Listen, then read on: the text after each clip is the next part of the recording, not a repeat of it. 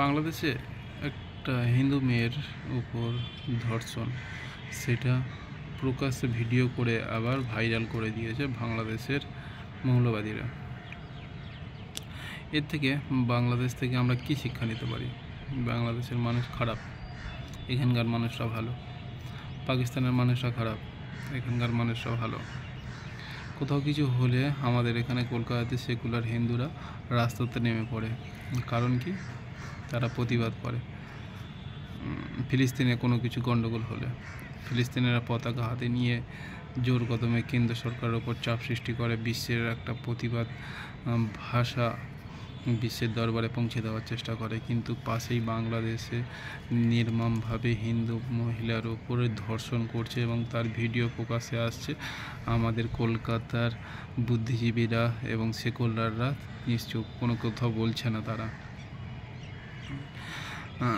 আমার কথাটা যদি মনে করো যে আমি সাম্প্রদায়িক কথা বলছি, তাহলে তোমরা প্রমাণ দেখাও যে হ্যাঁ তারা রাস্তায় নামছে, তারা প্রতিবাদের ভাষা দেখাচ্ছে। একটা প্রমাণ দেখাতে পারবে না কোনো দিনের জন্য। এরা এই সেকুলাররা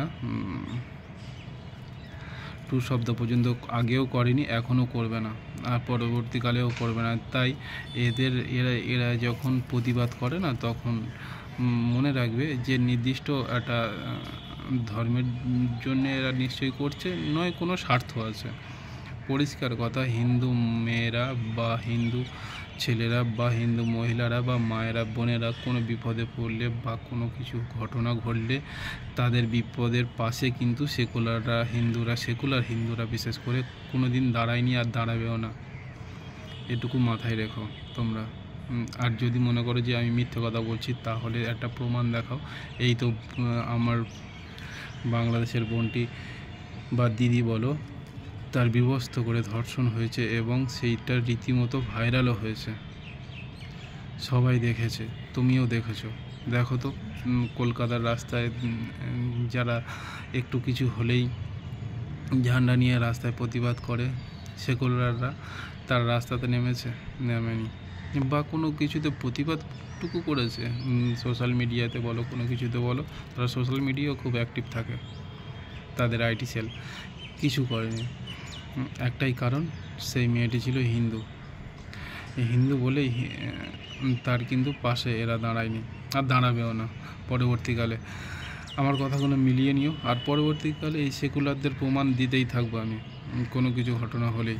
তার কারণ সেকুলাররা দেখায় যে আমরা প্রতিবাদী, আমরা প্রতিবাদ করতে জানি, আমরা ধর্ম নিয়ে একে ভাগ করি না, ভেদাভেদ করি না। কিন্তু এইগুলো কি ধর্ম থেকেই তো প্রতিবাদ নাকি? তুমি বলো না? যে দেখছো তুমি ভালোভাবে দেখো কিভাবে তারা কোন জিনিসে প্রতিবাদ করে আর কোন জিনিসে চুপচাপ থাকে। সেটা পরিষ্কারভাবে তুমি বুঝতে পারবে যে এরা প্রতিবাদ করে কোন জায়গাতে আর কোন জায়গাতে চুপচাপ থাকে। তখনই বুঝতে পারবো যে আমি ঠিক কথা বলছি না ভুল কথা বলছি। আমার কথাগুলি যদি ঠিক মনে হয় তাহলে অবশ্যই কমেন্ট করে জানাবে যে আমি ঠিক বা ভুল হলে অবশ্যই আলোচনা করবে আমার কথাতে। ধন্যবাদ, জয় হিন্দ, সবাই ভালো থাকবে এবং এই সেকুলারদের থেকে বিশেষ করে একটু দূরত্ব মেনটেন করে চলবে।